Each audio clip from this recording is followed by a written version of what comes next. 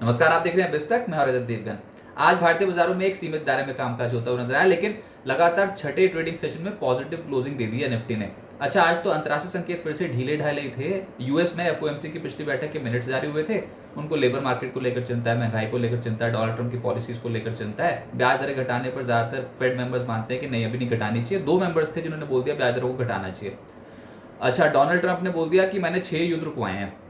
और white house की एक स्टेटमेंट आई, उन्होंने बोला कि राष्ट्रपति ट्रंप जो हैं वो शांति के राष्ट्रपति, यानी कि शांति दुनिया भर में करना चाहते हैं। ये ऐसी ऐसी स्टेटमेंट्स इस समय फैला रहे हैं वो दुनिया में। अच्छा, पर हमारे मार्केट्स रिएक्ट कर रहे हैं जीएसटी रिफॉर्म्स के ऊपर, और आज भी जीएसटी काउंसिल की जो दूसरे दिन की बैठक थी उसमें भी बाजार चढ़कर ही बंद हुआ है। हालांकि एडवांस डिक्लाइंस के फेवर में ज्यादा थे, लेकिन पहले घंटे की जो रेंज बनाई उसी रेंज पे ज्यादातर टाइम आज पास कर दिया। स्टॉक स्पेसिफिक एक्शन ज्यादा देखने को मिला, और ऑब्वियसली आज ऑप्शन राइटर्स डोमिनेट कर रहे थे। 25,142 के लेवल पे ओपन हो गया निफ्टी, और आज के दिन का लो 25,054 का है, लेकिन जो दिन का हाई इंट्राडे में टच किया था वो था 25,153।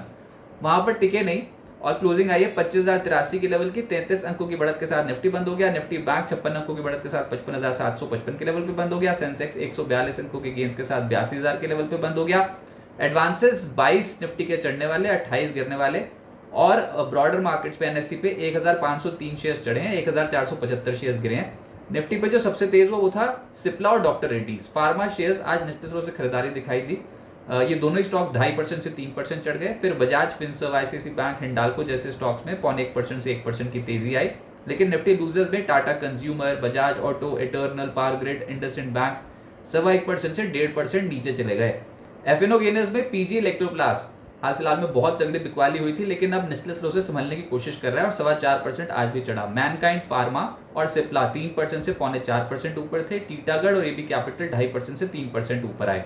एफएनओ लूजर्स में आज के दिन भयंकर बिकवाली हुई। बॉम्बे स्टॉक एक्सचेंज में 7.5% से ज्यादा टूटा है ये स्टॉक। और खबर यहाँ पर ये कि सेबी चेयरमैन जो है उन्होंने ये बोल दिया कि जो डेरिवेटिव्स हैं उनकी जो एक्सपायरी है, उसकी जो ड्यूरेशन होती है उसको बढ़ाने के ऊपर विचार किया जा रहा है। और ये करना जरूरी भी है, क्योंकि कैश मार्केट के वॉल्यूम्स हिट हो रहे हैं। तो ऐसा करने से हो सकता है कैश वॉल्यूम्स जो हैं वो एकदम से बढ़ जाएं कैश मार्केट में। और ये ऐसी खबर थी जिसमें अब सभी ये मान के चल रहे हैं कि अगर ऐसा कुछ होता है कि सपोज करो अगर कोई वीकली कॉन्ट्रैक्ट है उसको फोर्टनाइटली या फिर मंथली ले जाया जाता है एक्सपायरी पर, या फिर अगर ज़्यादातर एक्सपायरी मंथली होने लग गई तो उससे तो फिर वॉल्यूम्स हिट होंगे ना एक्सचेंजेस के। तो बॉम्बे स्टॉक एक्सचेंज या फिर जो ब्रोकिंग हाउसेज हैं जैसे कि एंजल वन, वहाँ पर आज के सत्र में गिरावट इसलिए देखने को मिल रही है क्योंकि मेजर रिवेन्यूज जो हैं वो अभी भी डेरिवेटिव मार्केट से ही आते हैं ब्रोकर्स के। तो क्या एडजस्टमेंट होगी, कैसे होगी, क्या एक खाका तैयार होगा, तो किसी को क्लैरिटी नहीं थी। और ये जो स्टॉक्स हैं Bombay stock exchange, angel one, यहाँ पर आज तगड़ी बिकवाली देखने को मिली। एंजल वन का स्टॉक भी आज 7.25% के आसपास गिरा है। एमसीएक्स 3.5% टूट गया। फिर डाबर, एचएफसीएल 3.25% के आसपास टूटे हैं। मिड कैप गेनर्स में आज नंबर आया कॉफी डे का। देखिए कुछ स्टॉक्स तो ऐसे भाग रहे हैं जैसे पता नहीं एकदम से ही सब कुछ ही टर्न अराउंड हो गया।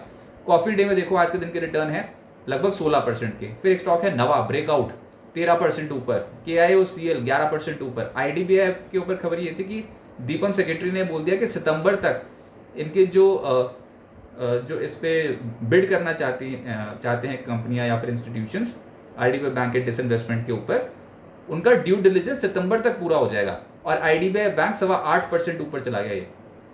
फिर एलिमेंट ट्री आज 6.25% ऊपर ब्रेकआउट।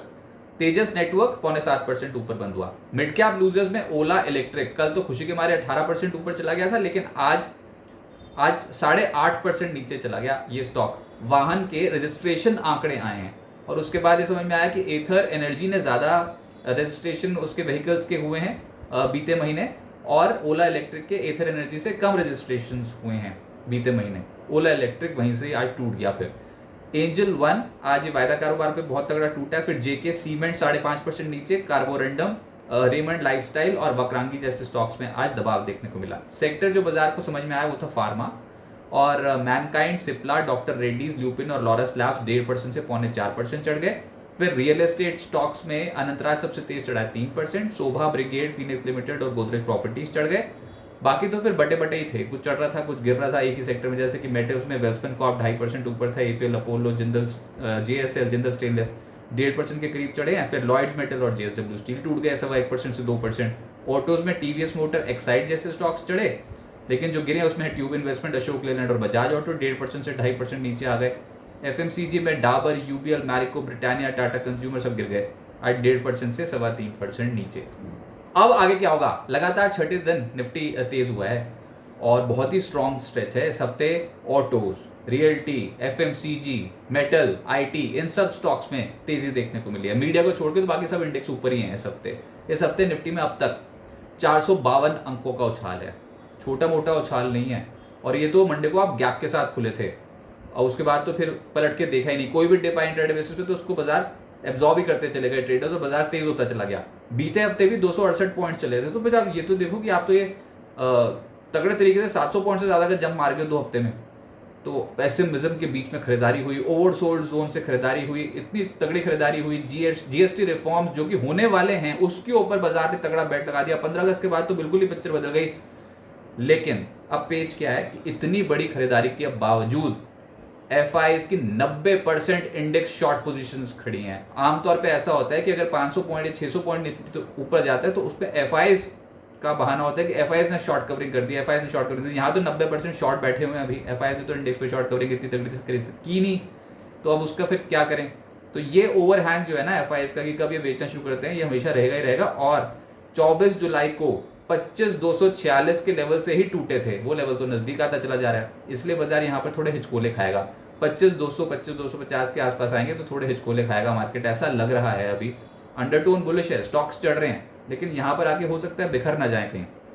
वैसे त्योहारी सीजन में मार्केट गिरता नहीं है, तो अगले हफ्ते गणेश चतुर्थी भी है, तो उसके चलते हो सकता है कि मार्केट अभी और तेजी में ही रहे, लेकिन कॉशियस रहना चाहिए। पोजीशन साइजेस को अपने कंट्रोल में रखें। ऑलरेडी एक अच्छा स्ट्रेच आ गया है, फेस्टिव सीजन में हम चढ़ेंगे, ये बात सही है, लेकिन 2 हफ्ते तेज हो चुके हैं। और निफ्टी पे अभी सपोर्ट लेवल है 25,000 और 24,965, और ऊपर जो रेजिस्टेंस लेवल है वो है 25,155, जहां से आज ही इसी के आसपास से नीचे आ गया।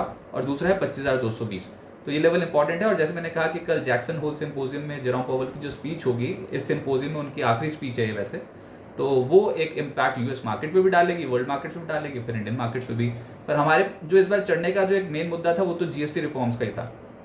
बहुत तगड़ी खरीदारी। उसके बाद GST में अगर बहुत सारे प्रोडक्ट्स के ऊपर GST में बदलाव होता है, सामान सस्ता होता है, तो डिमांड बढ़ेगी। इसको होने में समय लगेगा और वो फिर नतीजों में रिफ्लेक्ट होगा। बाजार और पहले ही इन चीज़ों को भुनाता है, लेकिन अभी के हिसाब से एक अच्छी तेज़ी बन गई है, तो धीरे धीरे करके ऊपर जाएंगे, लेकिन बाजार रैशनल अप्रोच ही रखेगा। जैसे कभी कंपनियों के नतीजे आएंगे उसमें कुछ रिफ्लेक्शन अब देखने को मिलेगी, तो वो ठीक है। अब न्यूज़ फ्लो के चलते चल गए हो, लेकिन अब इन लेवल्स पे अगर आप 24,400 24,300 के लेवल्स पे नहीं खरीद पाए, तो इन लेवल्स पे ऐसे लपक लपक के उछल के खरीदने से कुछ नहीं होने वाला।